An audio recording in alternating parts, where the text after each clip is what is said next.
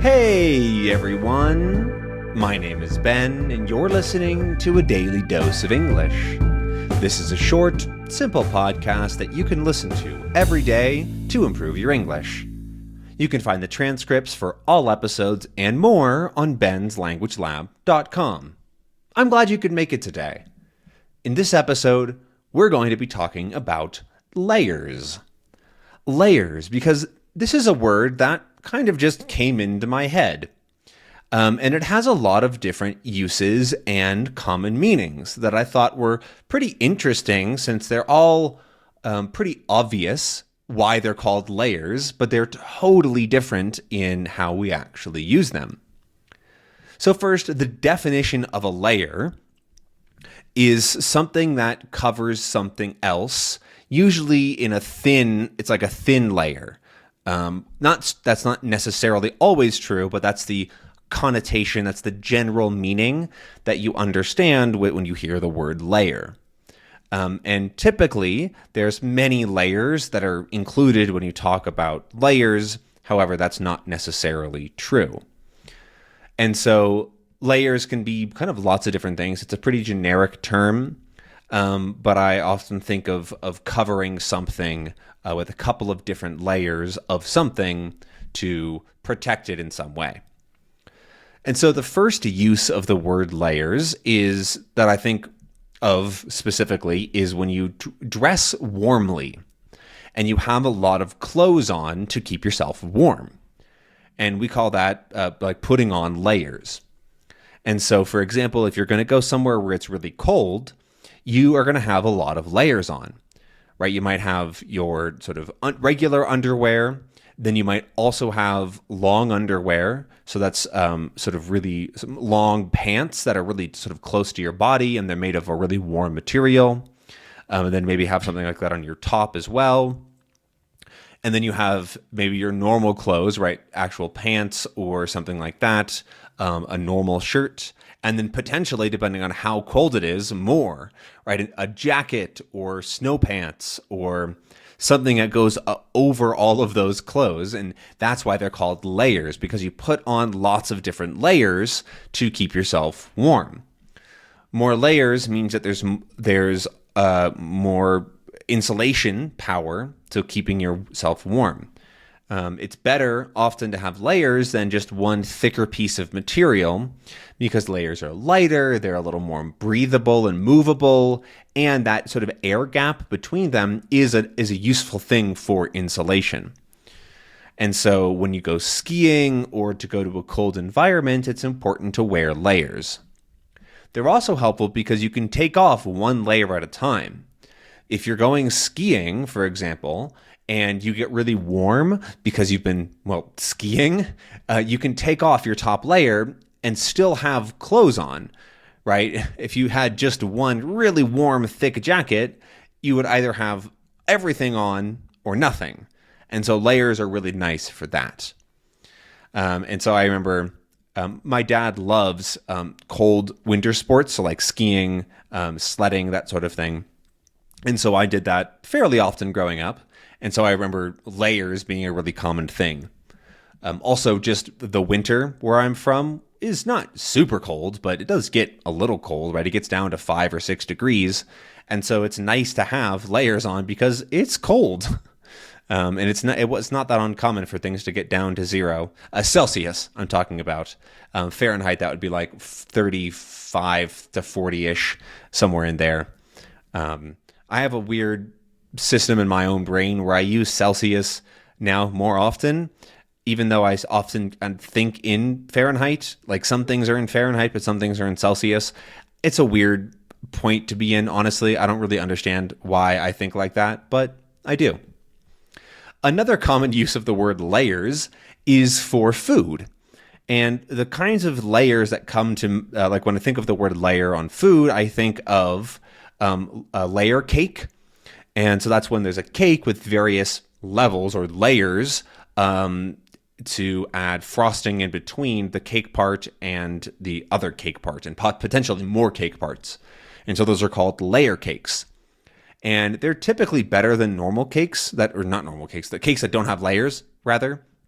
because when you have just a really thick cake without much in between, it can get dry and it's not as delicious in a lot, I guess.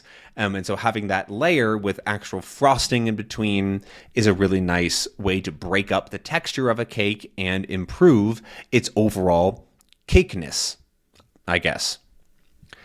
But the other really common use of the word layer is in 7-layer dip, or in layer dip, rather. So first, dip is what we call a sort of food that you eat with a chip or some other thing that you dip into the dip. It's like a sauce or a salsa. And so they're very common at when you go to a sports game or a party at a friend's house or something like that, because it's really easy to make a whole lot of dip and then just put out some chips that you eat the dip with. You dip the chip into the dip and you eat the chip with the dip. I hope that was not confusing. But dip is a pretty common food. And 7-layer dip is a bit of a way to go above and beyond with that. You can have other numbers of layers, but 7-layer dip is the one that like everybody hears about when talking typically about sports games, when somebody's going to host a party to watch a sports game. It's typically American football in the US. However, you can host a sports game for whatever sport. And 7-layer dip is when you have a dip which actually has different layers in it. And you can have a layer of a normal salsa, you can have a layer of beans, a layer of sour cream, a layer of guacamole, a layer of whatever. I'm sure there's other common ones that I'm forgetting. But it creates this really cool textural difference in the dip, because as you take the chip and you go down through the dip, right, you hit different layers of delicious food, deliciousness, right? And so you get this really mixed flavor of all of these delicious things together, and it looks really impressive as well, because you can see typically it's made in a container that has see-through sides or glass sides, and so you can see inside that there are these various layers of dip. And so it looks it's a visually impressive thing to eat, I guess. Which maybe isn't the most important thing for a food, but, why not have your food look nice? And the last, I think, common use of the word layer that will come into people's minds is the layers of the earth, which is something that you learn in school.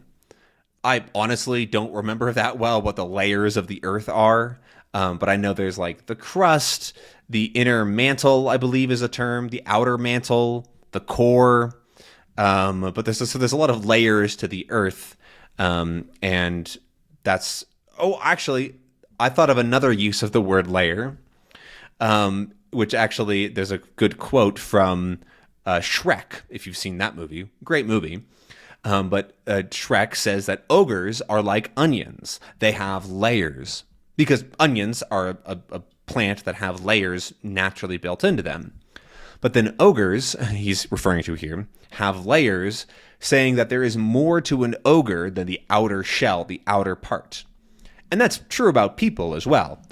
You see somebody and you maybe get an initial impression, a first impression of who they are, what they're like, something like that. But then under that layer of how they look, how they talk, how they act, right, you find other layers of their personality, their interests, their hobbies, their fears. There's a lot of different layers to people and apparently to ogres. And so actually, I think that is another common use of the word layer that I want to end this with, because it's important to remember that there are layers to everybody and everything. Just because somebody seems maybe a certain way, maybe they seem a little bit mean or a little bit unhappy or whatever you might associate with somebody in a negative way, there's probably something below that, right? They're probably not just a bad person. There's probably a little more below them. Of course, there could be some people that are just bad people, but I think that's less common than we might assume on first glance. And so if you find something that you maybe don't love on the first impression, on your first seeing of it, or a person even, try to find the different layers that there are to that thing, and maybe think about this episode a little bit when you are trying to be happier, or more interested in things in general. Anyways, I think that's enough about layers. Those are some interesting and common uses of the word layer. I hope that this episode helps you to learn a few new things, and that you had a nice time listening to A Daily Dose of English. I'll see you again tomorrow for another episode. Have a good one. Bye!